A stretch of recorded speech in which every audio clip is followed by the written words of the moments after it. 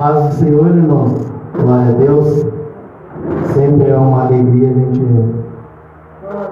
poder estar trazendo a palavra de Deus. Nessa noite não vai ser diferente. Amém? Abra lá no Evangelho de Marcos, no capítulo 10. Vamos estar lendo uma passagem. Está lá no capítulo 10, versos 46. Nós vamos estar lendo do 46 ao 52. Amém? Amém. Espero os irmãos acharem Evangelho de Marcos, lá no Novo Testamento, é lá depois dos profetas, é lá na frente, bem para frente, quase no final da Bíblia. Evangelho de Marcos, Mateus, Marcos, Lucas e João. São os três evangelhos que Jesus deixou para nós. Amém? E foram para Jericó. Quando ele saía de Jericó juntamente com seus discípulos e numerosa multidão, Bartimeu, cego mendigo, filho de Timeu, estava sentado à beira do caminho, e ouvindo que era Jesus, o Nazareno, pôs-se a clamar: Jesus, filho de Davi, tenha compaixão de mim.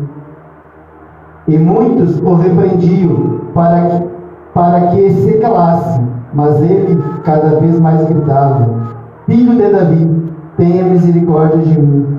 Parou Jesus e disse: Chamai-o. Chamaram então o cego, dizendo-lhe: Tem bom ânimo, levanta-te, e ele te chama.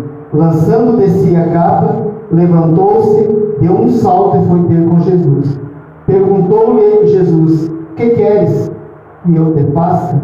Respondeu o cego: Mestre, eu quero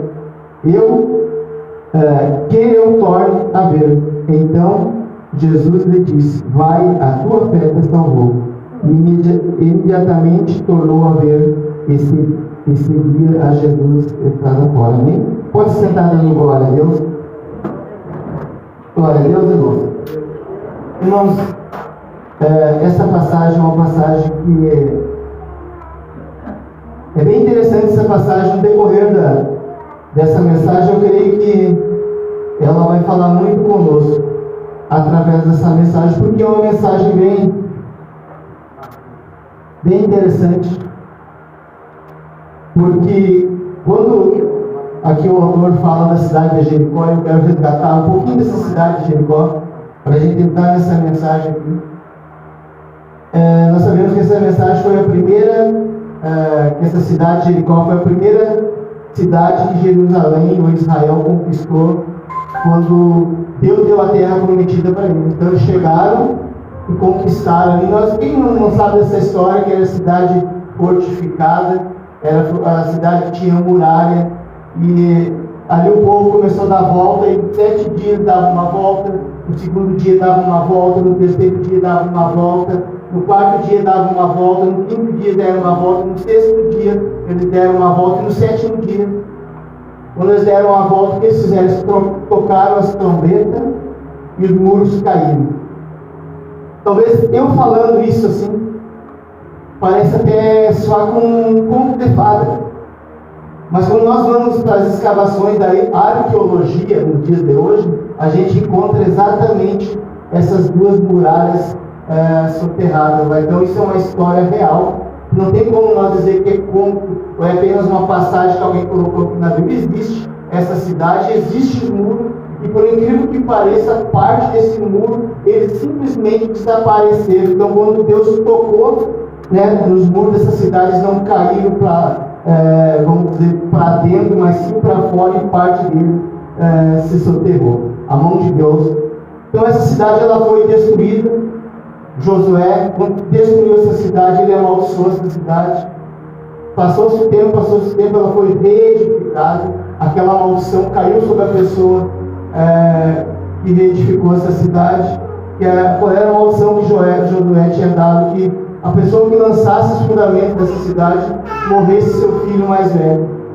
E quando ele terminasse de construir essa cidade, morresse o seu filho mais novo. E a pessoa que reedificou a cidade, isso é uma história da Bíblia, né? Amém? Quando ele terminaram de construir a cidade, olha só o que aconteceu. Então morreu o filho mais novo também. Amém? Então nesse contexto assim, Jesus, o que ele faz? Ele sai da Galileia, vem descendo as outras cidades lá e passa por Jericó. E a coisa mais interessante aqui nessa passagem é que ela vai dizer que esse cego, lá no Evangelho de Mateus, vai falar que tinha 2 cegos. E eles estavam onde? Fora da cidade. Para vocês entenderem, assim, isso é bem interessante quando a gente vai em alguma cidade, principalmente quem foi em Brasília, por exemplo, a gente não vai ver mendigo nas ruas, ou vamos tirar essa palavra mendigo, morador de rua. Por quê? Porque todo morador de rua que vai lá, eles vão lá, pegam e tiram, não deixam. Tem bairros que é para militares, tem bairros que é para isso, tem bairros, então é tudo uma cidade organizada. E nessa cidade de Jericó também era uma cidade assim. Então aquela pessoa que era um mendigo, era uma pessoa que a palavra fala que ele era mendigo e era cego, era alguém que tinha passado, perdido tudo, não tinha nada na verdade. E além de tudo isso, ele era cego, não sabemos se foi a cegueira que deixou ele mendigo, ou pobre, ou sem nada, ou se foi a circunstância da vida. Mas sabe a história mais linda que tem nisso? Ele estava fora da cidade. E a questão que eu pergunto assim para os irmãos, como que ele sabia que era Jesus que ia passando ali? Como que ele sabia que era Cristo que ia passando ali, porque ele estava fora da cidade? E fora da cidade, estando ali, ele não via, ele era cego.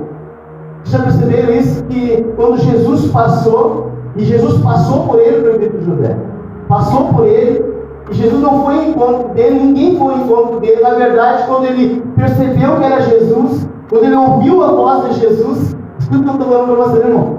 É bem interessante isso, ó. Quando ele ouviu a voz de Cristo, ele começou a chamar Jesus. Ele começou a chamar: Filho de Davi, tenha misericórdia de mim. Aqui eu entro numa situação, eu gosto muito de pegar isso e trazer para a nossa vida. Eu estava no meu trabalho, e um irmão, ele é crente, e ele deu uma dor nas costas tão forte nele, e ele pegou a mochilinha dele, botou embaixo do braço e passou assim por nós, assim, passou por mim também, e foi para o médico. Me deu uma tristeza tão grande, eu pensei assim, por que ele não procurou uma oração? Por que ele não procurou o médico dos médicos? Ele foi primeiro lá no médico. Aleluia! E a coisa mais interessante, presbítero, que ele voltou dias depois, da mesma forma que ele saiu, ele voltou. E foi numa oração que a gente fez lá no meio-dia, que Deus curou ele dentro da empresa. E eu fico pensando assim, por que nós deixamos as coisas acontecerem na nossa vida? Por que nós só buscamos o recurso quando realmente nós necessitamos? Por que nós não entendemos as coisas? Por que nós deixamos acontecer as coisas e assim estava esse cego? Além de estar cego, a palavra vai dizer que ele era mendigo, e além de ser mendigo, ele estava fora da cidade. E olha só, para ele, naquele momento ali, para aquele império que estava ali, que era o Império Romano, para ele poder pedir alguma coisa, ele tinha que ter uma autorização, um crachá. E o crachá que ele tinha era uma capa. Então a capa, o que era? Era a capa da vergonha, a capa da humilhação, a capa do desprezo. Quantos de nós estamos dentro da igreja ou fora da igreja e carregamos uma capa? A capa da vergonha, a capa da humilhação. Criamos a capa do desprezo. Quantos de nós muitas vezes oramos ao Senhor, buscamos ao Senhor, mas mesmo assim ainda nós carregamos a capa?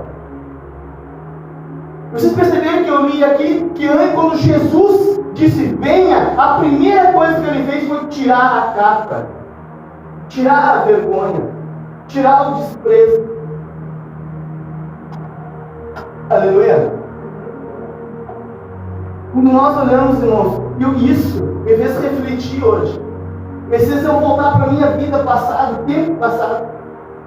Poderia muitas vezes, vamos dizer assim, estar em muitos locais e ser recebido em muitos locais com honra. Mas olha só uma coisa, existia em mim uma capa, existia em mim uma vergonha. Quando nós olhamos para alguém que não conhece Cristo, nós vemos a tristeza que essa pessoa carrega dentro dos olhos. Pode ter ouro, pode ter prata, pode ter bom, pode ter fama, pode ter sucesso, mas dentro dos olhos delas existe uma tristeza. Sabe quando a gente conhece alguém que existe o Espírito Santo? Olha as tuas fotos, olha quem tu era antes, quando tu estava na lama, onde você estava desprezado, jogado lá fora. Olha para as tuas fotos e olha para as tuas fotos hoje que você aceitou Jesus. Aí você vai ver algo diferente, você vai ver um brilho nos olhos. Era assim que estava esse homem, jogado. Talvez você se sinta assim. Talvez você diga, mas pastor, eu ganhei muitas coisas, eu ganhei muitas coisas também. O dia que eu resolvi decidir seguir Jesus, olha só, a primeira coisa que eu disse assim, se eu precisar depender de Cristo, então eu vou depender de Cristo. Eu fui dentro de uma gaveta que eu tinha dentro da minha casa e peguei lá dentro, tinha tantos diplomas de certificado de curso que eu fiz. Se eu não me engano, tinha 34 certificados. Enchi uma parede aqui, ó. Eu simplesmente rasguei aquilo ali. Porque se eu precisar depender do Senhor, eu jamais vou precisar desses. Se eu for depender de Deus, eu jamais vou precisar desses certificados aqui. O que você precisa rasgar da tua vida? O que nós precisamos rasgar da nossa vida, evangelista Leandro? O que será que nos afasta de Deus? Eu não estou falando de vir na igreja, estou falando de realmente a gente chegar vamos dizer assim, ao íntimo com Deus. Porque a palavra diz assim, olha só uma coisa, eu vendo a menina aqui caminhar aqui. Uma coisa interessante, a Bíblia diz assim, ó, pode uma mulher esquecer seu filho, mas Deus não esquece. Você viu o que a Bíblia falou? A Bíblia falou assim, ó, que pode uma mulher, porque uma mãe não esquece o filho. Não é verdade isso? Isso é tão interessante, não é? Nos dias de hoje nós vemos assim muitas mães jogando seus filhos. Não vou falar nem de pais, porque pelo amor de Deus. Não é? Quantas mães jogam seu filho no lixo? Ele nascido. Não é isso? Ela não é mãe, ela é uma mulher. Porque a mãe ela não é dona do filho. Por que Jesus usou isso? Por que Deus usou essa expressão? Para a gente entender uma coisa, irmão. Que Deus, Ele não nos abandona. Deus permite a gente entrar na luta? Permite. Deus permite a gente entrar na batalha? Permite. Mas Ele não nos abandona. Ele permite vir a enfermidade? Permite. Permite vir a queda? Permite vir a queda. Mas Ele não te abandona. Por isso esse homem estava bem, exatamente, ele não estava no centro da cidade. Por isso Jesus, vocês acham que Jesus não sabia o coração daquele cego ali? Vocês acham que Jesus não sabia as tristezas, as decepções, as desilusões que aquele cego passou ali? Vocês acham que Jesus não sabia disso? E ele fez questão de passar por ali. Ele fez questão, sabe de quê? De não olhar para ele. Porque ele sabia que a atitude dele, sabe qual era? E quando ele ouvisse que havia uma salvação, havia uma solução, e essa solução era Jesus, ele ia chamar por Jesus. Aleluia! Quando ele chamou para Jesus, olha só a palavra diz que ele tirou de si a sua capa.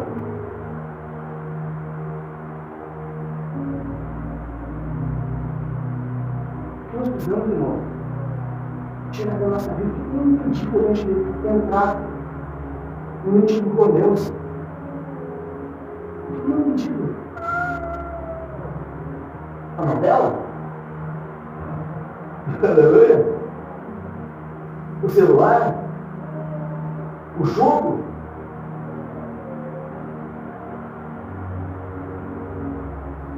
Porque quando eu entendi que existia uma solução em Cristo, e não seria uma solução fácil, porque a nossa vida, pensa bem, você planta coisas ruins. Daí você quer colher as coisas boas? Não, você precisa ser purificado. Precisa ser limpado, precisa ser lapidado. Então Deus, o que Ele vai fazer? Ele vai pegar o teu coração, todo torto, todo cheio de rancor, todo cheio de mágoa, todo cheio de tristeza. O que Ele vai fazer? Ele vai trabalhar nisso. É assim que Jesus faz. Porque foi assim ao longo da vida, o tempo que eu aceitei Jesus, eu tenho pensa na pessoa torta. Eu não sou perfeito, não. Se você buscar na minha vida, eu não vejo perfeição. Às vezes eu me pergunto, por que, Senhor, Tu me escolheu? Por que Tu me colocou aqui? Essa semana eu estava resgatando umas fotos, nunca esqueço a primeira vez que eu vim pregar aqui nesse ministério, aqui, dentro dessa igreja, que faz acho que uns 3 anos atrás. Faz 7 anos que eu aceitei Jesus.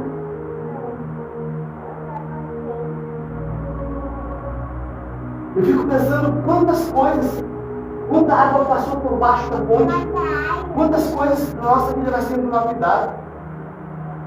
Mas olha só, Estefana, quando ele sabia que ele ia passando Jesus. Eu vou dizer uma coisa para você, irmão. Escuta, uma coisa que eu vou dizer para você. Essa foi a última vez que Jesus passou por Jericó. Esta foi a última vez que Jesus passou por Jericó. Por Jericó. Aleluia.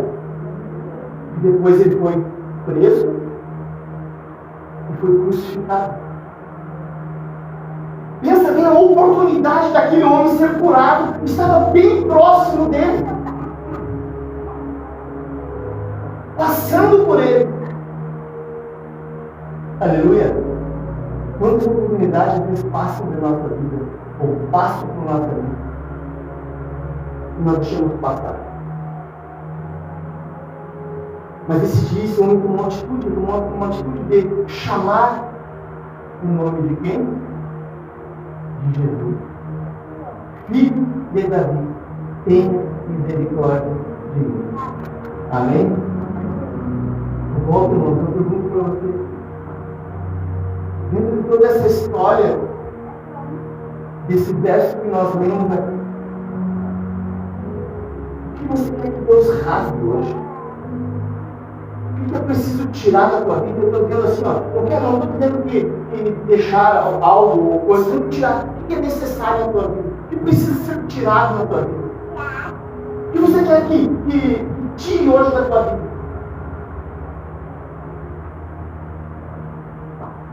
Aleluia. Uma enfermidade? Um sentimento? Uma mágoa? Um rancor? Uma angústia? Porque quando nós falamos de Cristo, nós falamos do ser mais perfeito que tem. Quando nós olhamos para Deus, nós vemos um Deus bondoso. Nós tornamos Deus carrasco. Nós tornamos Deus ruim. Nós tornamos Deus um Deus miserável. Mas Deus em nada ele é miserável. Nada Deus é ruim. Nós que tornamos Deus. Nós que levamos, às vezes pensamos que é Deus que nos põe a enfermidade. É Deus que põe a tristeza. É Deus que põe a decepção. Não. Deus ele criou o ser humano e nós voltando ao jardim, nós entendemos isso. Criou um ser humano perfeito. Mas a desobediência a Deus que trouxe o pecado. E junto com o pecado veio o quê? O coração do homem corrompido. A maldade está dentro do nosso coração. Aleluia. A maldade está dentro do meu coração, dentro do teu coração. E você quer compreender isso? Explico para você. Pega uma criança que nasceu leve e coloca num local onde ninguém vai lá. Deixa ela crescer lá para você ver quando ela tiver adulta. E você vai lá, a primeira coisa que ela vai fazer, ela vai tentar o quê? Te matar. Porque o coração dela é um coração que foi corrompido como o nosso coração. Aí, irmão, Paulo. Aí entra o papel do Espírito Santo. É Ele que nos ajuda. É o Espírito Santo que nos ajuda, irmão, a nos manter, a nos ser menos mal. Aleluia. Amém. Quanto mais nós buscamos o Senhor, mais bondoso o nosso coração. É Ele que nos mostra, a palavra diz que o Espírito Santo está no mundo, para convencer o mundo do pecado. Nós só estamos aqui na igreja porque o Espírito Santo nos alcançou. A palavra fala uma coisa tão bonita chamada eleição, ou chamado, que nós fomos chamados. Muitos estão lá fora que não foram chamados, não foram escolhidos por Deus. Qual circunstância? A Bíblia não explica. E nem nós não teria entendimento para entender o porquê que Deus não chamou eles. Deus sabe de todas as coisas. Por que Deus permite a gente passar por um momento de dificuldade? Aleluia. Porque a gente não sabe, irmão, nós sabemos das coisas no dia de hoje. Deus, quando Ele já nos chamou, Ele já sabia toda a nossa vida, é a onisciência de Deus. Deus sabe tudo o que nós vamos fazer. Aleluia. Quando Ele nos escolheu, Ele sabe as vezes que nós vamos dizer não, Ele sabe as vezes que nós vamos dizer sim, Ele sabe as vezes que nós vamos cantar, as vezes que nós vamos louvar, às vezes que nós vamos ficar em casa, às vezes que nós vamos no fundo, Ele sabe tudo disso. Aí chama-se misericórdia, e chama também a palavra graça, que Deus estendeu algo que nós não merecíamos, que é a graça, que é o dom imerecido. Eu não mereço estar aqui, mas porque Jesus fez algo que eu não posso fazer, me deu a autoridade de estar aqui. Me deu a oportunidade de eu estar aqui. Pela graça de Jesus. Pelo que Ele fez lá na cruz, morreu por mim, sobre os meus pecados. E cego, olha só, irmão. Eles jogaram ali ele. E é bem assim. Mas isso não é assim na nossa vida. Quando você não serve mais, você joga. Aleluia. Não é isso, Fernando? E assim que a vida faz com a gente. Quando você não serve mais, o que fazem? Te jogam. E te jogam à beira da margem para morrer. E joga as ruas, não é assim que fazem? Não é assim, Dona Maria, que fazem? Não é assim? Te jogam para morrer. Mas existe uma coisa que você tem que entender. Mesmo tendo te jogado, mesmo tendo te lançado à beira do caminho, veio Jesus. E o que Ele fez? Ele disse: tragam Ele para mim. Sabe o que Jesus está dizendo hoje, nessa noite? Vem para mim. Vem para mim. Vem para mim. Ah, mas eu estou doente, pastor. Eu estou enfermo, sei lá o quê. Eu estou passando isso, estou passando depressão. Sabe, irmão? Eu vou dar um testemunho para vocês que eu falei que não ia dar. E prometi que não ia dar. No ano passado, esse ano que terminou, eu assisti uma pregação. Eu achei muito linda a pregação, porque ele falou assim, que na casa de um profeta, na casa de um homem de Deus, muitas vezes dentro da geladeira só tem um pote de água. E bem no dia que eu assisti isso aí, por incrível que pareça, a minha geladeira ela simplesmente queimou.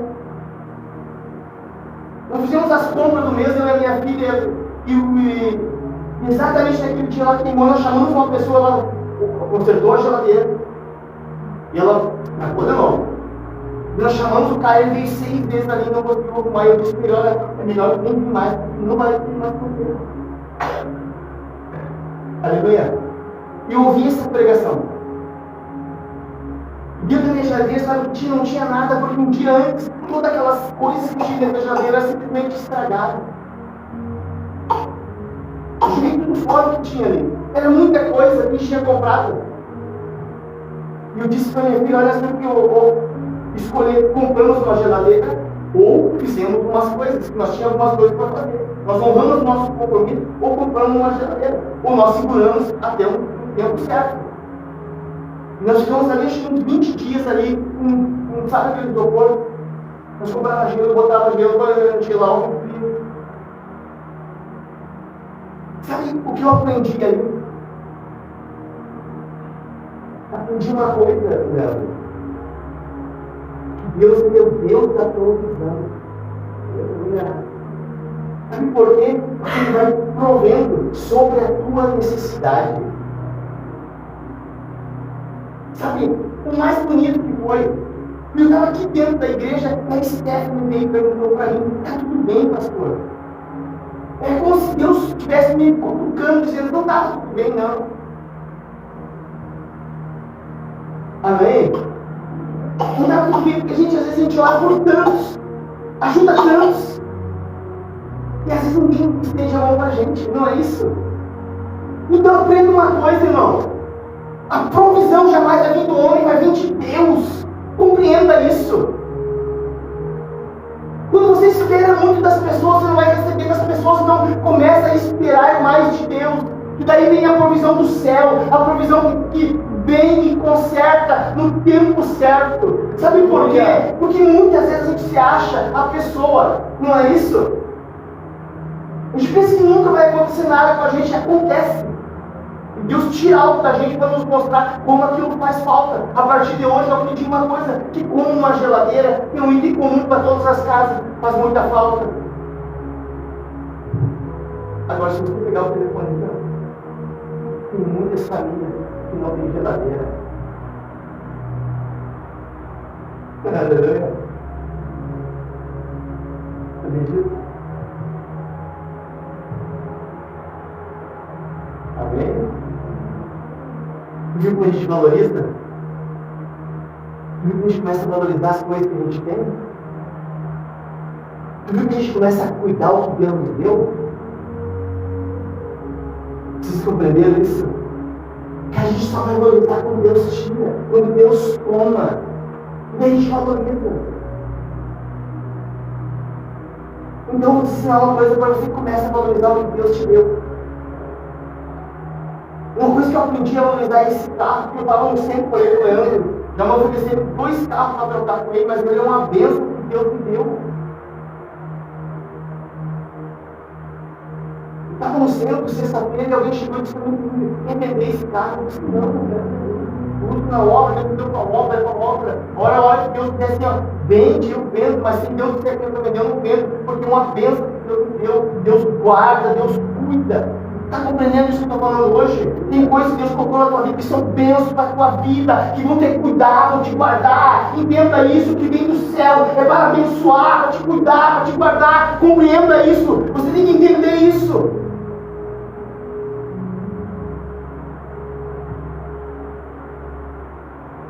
Mas se olhar para o carro, ele é a bênção de Deus, mas ele precisa de cuidado, ele precisa de reparo. Está entendendo o que eu estou falando? Assim são as coisas que Deus coloca na nossa vida. Precisam ter cuidado, precisam ter reparo. Todas as coisas que Deus coloca na tua vida precisam ter cuidado, precisam ter reparo. Eu gosto muito de falar isso. A primeira pessoa que você tem que cuidar é você mesmo. Você precisa ter cuidado, você precisa ter reparo. Cuide do teu emocional, cuide do teu espiritual.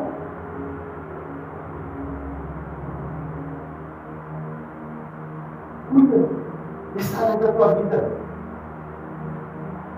Porque esse homem, vejam só, ele não era só cego. Ele era uma pessoa que estava ali jogada, literalmente. Aquela capa ele era simplesmente para esconder as feridas. Então vou encerrar hoje. Amém? Amém, irmão? Está quente, né? Está quente? Amém? Aquela capa era para esconder. Mas Deus sabe que a gente tem, né? Esconde muita coisa. Mas daqui a pouco a gente carrega toda a alegria. Esconde muita coisa. Você sabia disso? Como pastor, eu escuto história de muitas pessoas mesmo. História triste, história boa, mas geralmente uma história de pessoas que passaram por luta, por batalha.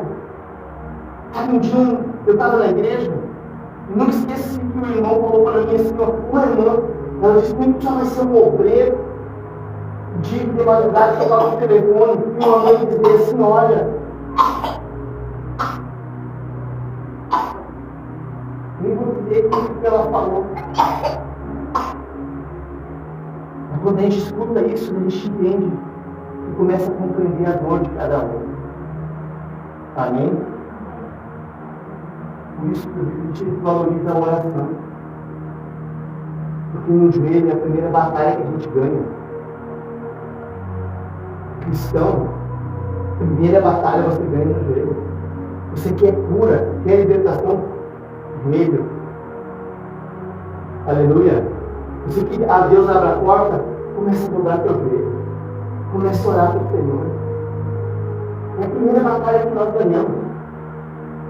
Quando nós dobramos nosso joelho, e daí, irmão, vou dizer uma coisa, você incomoda, não incomoda teu vizinho, não incomoda teu fulano, você incomoda o inferno, quando você começa a dobrar teu joelho, sabe por quê? Porque até então a tua vida era dele. Você fazia a vontade dele. É bem simples assim. Antes de conhecer Jesus, o que eu fazia? Servia quem é o diabo. As minhas ações eram para isso. As minhas, eu era uma pessoa boa, pode até ser. Mas as minhas atitudes, mesmo assim, era para servir quem? O maligno. Mas quando você aceita Jesus, aí o que acontece? Você é resgatado. E daí começa os mistérios de Deus. Deus começa a trabalhar com você. E vai tirar tudo aquilo, irmão, que está dentro do teu coração. Vai limpar teu coração. Vai tirar as marcas, a tristeza, vai cicatrizando, vai te curando, vai te libertando, vai te restaurando. Porque quando você está restaurado, você é forte. Você não cai mais na cilada do diabo. Você não cai mais no engano. Quando você está compreendendo o que eu estou falando, quando você começa a ser forte, daí você se torna uma fortaleza, daí você tem a autoridade de estender a mão para alguém que está fraco. O tempo da vergonha passou. O tempo da humilhação passou. Hoje é o dia da tua vitória. É o dia da tua vitória, irmão. Hoje é o dia da tua vitória, irmão. Deus, Pai Todo-Poderoso, nós cremos, Deus, que o Senhor hoje está fazendo algo sobrenatural sobre esse lugar. Derrama, Pai, as tuas bênçãos. Derrama, Senhor, aqui a tua misericórdia. Derrama aqui, Senhor, como o Senhor fez, Pai, tira esse véu, Pai, que estava nos olhos desse cego chamado Bartimeu, Pai. O qual, Senhor, ele conseguiu te ver, Senhor. O qual, Senhor, ele conseguiu enxergar, Senhor, o Senhor. Que nós possamos, Pai, nessa noite, sair daqui renovado, Pai, com teu Espírito. Que nós possamos, meu Deus, sair daqui hoje, Pai, cheio da tua graça, cheio, Pai, da tua misericórdia, cheio da tua unção. Porque o Senhor é o Deus que sara, o Senhor é o Deus que cura, é o Deus que restaura. Pai, nós queremos, Pai, e pedimos ao Senhor que nesta noite, Pai, o Senhor renova, Senhor, a sua aliança conosco. Renova, Senhor, em nosso coração as tuas virtudes, meu Pai. Derrama, Senhor, sobre o teu Espírito, Pai, o teu Espírito sobre essa igreja. Derrama, Senhor, o teu Espírito sobre cada irmão que está aqui, Pai. Porque eu creio, Pai, creio, Senhor, na tua autoridade. Creio, meu Pai, que o Senhor é o Deus que restaura, Pai. Por isso eu creio, meu Pai, que o Senhor está hoje restaurando, Senhor. Restaurando a saúde, restaurando a vida, restaurando, Senhor, a comunhão, meu Pai. Porque muitas vezes, meu Senhor, nós oramos, nós pedimos, Pai, não sentimos a tua presença, Senhor. Mas nessa noite, Pai, o Senhor está derrubando, Pai. O Senhor está quebrando, Senhor, esse peso. O Senhor está quebrando esse jugo, Pai. Porque eu creio, Pai, que o tempo da humilhação, o tempo da vergonha, Pai, ficou para trás. Esse tempo passou, Senhor. São coisas novas, meu Deus. É coisas boas, meu Pai, que está vindo, meu Pai. Eu creio, Senhor, que aquilo que nós temos pedido, Senhor, aquilo que nós temos constantemente pedindo, meu Pai, o Senhor está nos concedendo nesta noite. Derrama, Senhor, a tua unção. Derrama, Senhor, a tua misericórdia, meu Pai, porque o Senhor é o Deus das bênçãos. O Senhor é o Deus que cura. O Senhor sonda nosso coração. O Senhor sabe, Pai, do que nós precisamos. O Senhor sabe do que nós necessitamos, meu Pai. Por isso eu creio, meu Pai, que o Senhor é o Deus que restaura. O Senhor é o Deus que restaura, Pai. Então restaura, Senhor, o que tinha perdido essa pessoa, Pai. O que tinha perdido este irmão, Pai. Restaura, Senhor. Restaura, Senhor. Porque o tempo da humilhação, Senhor, o tempo da vergonha, Pai, ficou para trás, ficou no caminho. Porque o Senhor passou, o Senhor te chamou, e Ele te chamou para te curar. Ele te chamou para te curar nesta noite, e Ele está te curando. Receba, receba a cura de Deus. Receba, receba, porque aonde passa o Senhor, aonde passa o Mestre do Mestre, o Rei dos Reis, aí tem cura, aí tem libertação, aí tem restauração. Receba, receba, porque tua família está sendo restaurada nesta noite. Aleluia, glória a Deus, aleluia. Tua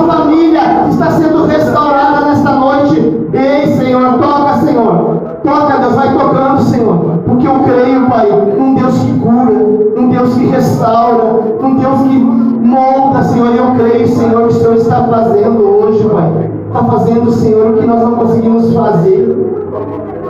Está nos tirando, Senhor, a capa, Senhor. Essa capa já era. Aleluia. Glória a Deus.